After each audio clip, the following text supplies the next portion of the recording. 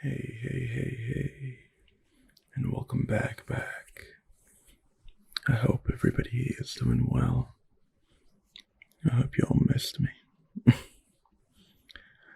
And today, of course, our creepypasta story is called The Custom of the Alabama Watermelon Man. So I hope you sit back, relax, and whether it's day or night, you enjoy. He was a striking gentleman. I mean the stereotypical Southern, yes sir, no sir, mother may I, gentleman. The first time I met him, I saw this stranger from a distance attempting to move a heavy-looking recliner into the condo next to mine. My wife and I haven't had next-door neighbors for over 2 years. I was met with mixed emotions, as I am happy someone finally moved in. It's a great neighborhood after all, but I also enjoyed the quiet. Our particular setup is a 1950s era brick townhouse condominium, where every complex holds about 10 individual homes. We are awfully close together, and the walls are pretty thin. I was just coming back from ordering a pizza and was excited about consuming said pizza. As I made it closer to the eventual destruction of dough, sauce, and cheese, I saw this man struggling with the aforementioned recliner. I mean, he was so underwater, it was kind of embarrassing. We all know how awkward some things are to physically move. Recliners can be so much worse due to the internal steel mechanism inside that makes it recline. It looked like this dude was so unprepared for this task that I had to stop and help. We made eye contact, the man looking drained. He was smaller, about 5'6", maybe 150 pounds in a hurricane, had deep blue eyes, bald, and had a genuine niceness to him that hit me like sunlight. I instantly needed to help him even more. Hey man, looks like you need a hand. Let me throw this pizza inside and I'll be right out. He just smiled, nodded, and stood up, leaving his awful deadlift-like crouch. It looked like he was going to give that chair one more spine-snapping attempt. Between the two of us, we moved the chair easily into his living room. He thanked me profusely, and we introduced ourselves. His name was Vin, and he was from Alabama. Quite a few states away, as I live here in Michigan. He explained that he buys and rents out condos around the US. Vin then gave me his business card, where I can see he is in fact based out of Orange City, Alabama. 1 week later, I heard a knocking on my front door. As I answered the door, I saw a wide, smiling Vin holding a pretty good-sized, healthy-looking watermelon. He was thankful for the hand in moving his recliner and decided to offer me a giant piece of fruit for my trouble. I thanked him, actually tickled by the gesture. Honestly, I placed it on the counter and never touched it. Not because I don't like watermelon, I just never got around to eating it. I didn't find out until much later that I encountered one of the most brutal serial killers in US history. 2 weeks later, as I was coming home from work, I was again greeted by Vin, holding a big slice of another watermelon. Hope you enjoyed the watermelon. I thought I'd get you another one. Thanks, I said. My wife and I loved the first one. I lied, of course, but I didn't want to be rude. He was just so nice and genuine. I couldn't tell him we threw the first one out. I thought it was kind of strange to offer a watermelon to someone you just met, but I figured it was some kind of southern thing. I even Googled if that was true. All I found was that it was a typical Japanese gesture of kindness. Shrugging it off, I still appreciated the gesture. I actually had a few bites of this one to be nice. It was okay. I'm not a huge fan of the taste to begin with. And that was the last time I saw my neighbor Vin. Over the years, I'd see different people come and go from the next door condo. I assumed Vin was renting it out, and that was that. One day, while browsing the news on my phone, I saw an interesting story title. One strange thing has been found around 5 apparent homicide victims over the last 2 years. A watermelon. My body started to tingle. Either this was a gigantic coincidence, or I had met the Alabama Watermelon Man. That wasn't what the press was calling him. That's just the first thing I thought of when I read this story. Obviously, they couldn't know he was from Alabama.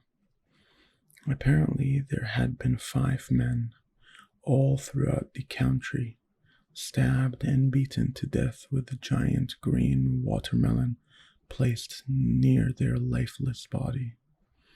There had been 2 mid-20s aged men found within a few miles of each other in a condo complex in Indiana.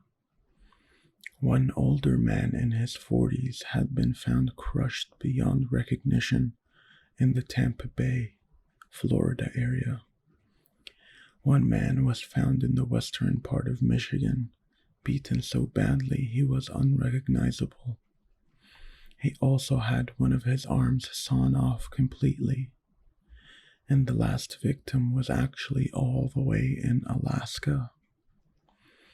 How the hell did he even connect these? I thought.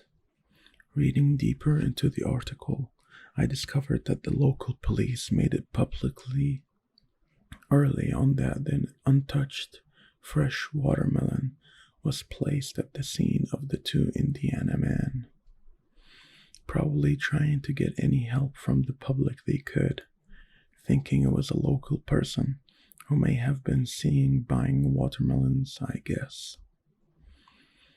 When the next couple of gruesome murders were found, one of the Tampa detectives remembered that story from Indiana, and from there on, the country's police forces were waiting for this watermelon killer. Shutting down my phone, I sat in silence for a minute. Hours, days, maybe. Now what? Do I wait to get brutally dismembered? Did the Alabama watermelon gentlemen give their victims the fruit and wait to kill them? Should I contact the police or the FBI? Would I sound like a lunatic? I'd say it had been years since I've seen Vin. I know this could all be just a huge coincidence, and maybe I'm just paranoid as hell. But my gut feeling was that something very bad was going to happen. He had killed all men, so I felt fairly sure that my wife was not in danger, so that was a relief. Should I start arming myself like Arnold in Commando? A light bulb shattered over my head, figuratively of course, and I ran to loot the drawer where we keep random paperwork, including business cards. I found it. Vin, from Orange City Condos in Alabama. I looked up the condo association info on that card to find that indeed it was a real place, and his name was on the website, although not as Vin. It was another name that started with V that I will not disclose. The internet is an amazing place. You can do a little detective work and find anything. I linked Vin to several properties throughout the estates, including ones in Indiana, Alabama, my home state of Michigan, of course, and even the last frontier, Alaska. Needless to say that my internet sleuthing did not help calm my mind. Still a massive coincidence. I peeked through my windows every day before I left my house. I had lights and cameras put up. I almost threw up when I saw watermelons at the grocery store. This went on for a calendar year until the memory of Vin, the Alabama gentleman, the possible watermelon killer, disappeared.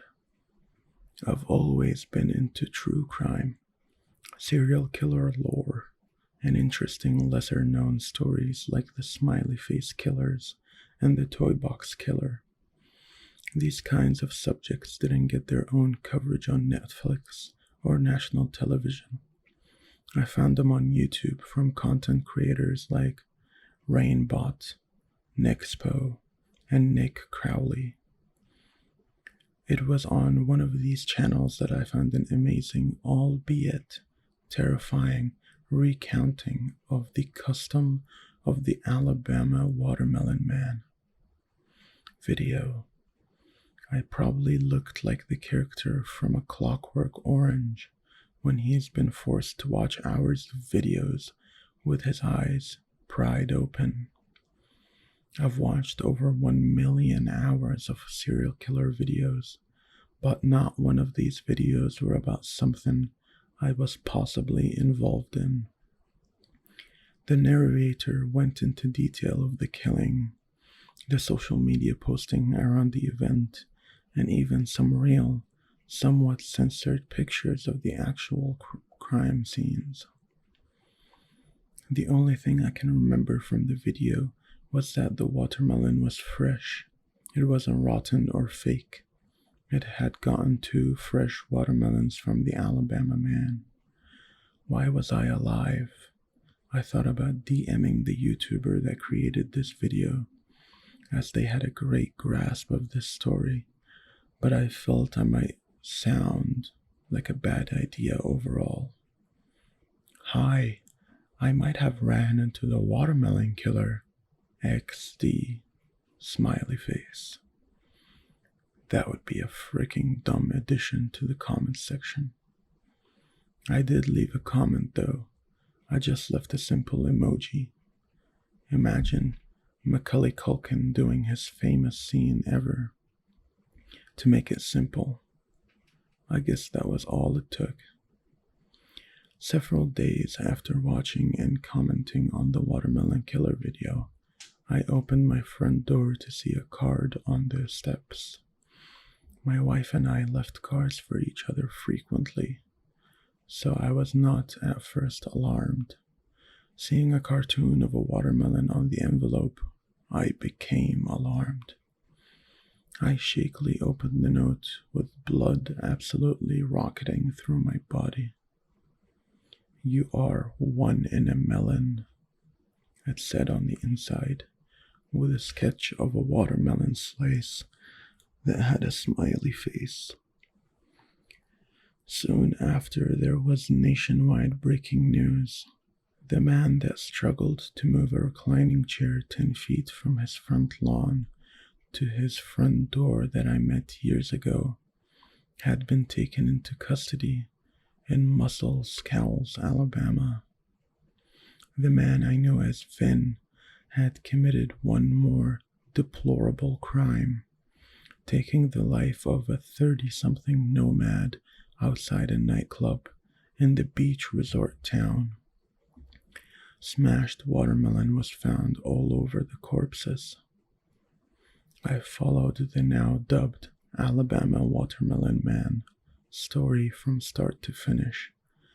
I had a Google alert placed so every time his name came up, I would just be notified.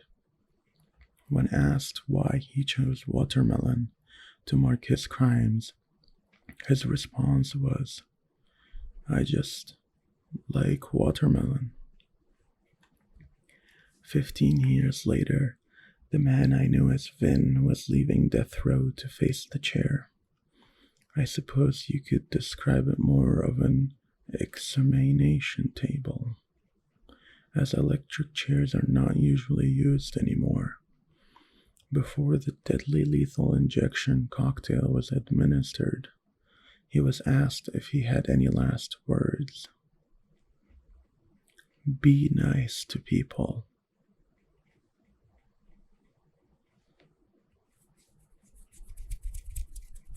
And that was the end of that. Thank you so much for joining me today or tonight. I hope you all enjoyed. And don't forget, have a good night and sleep tight.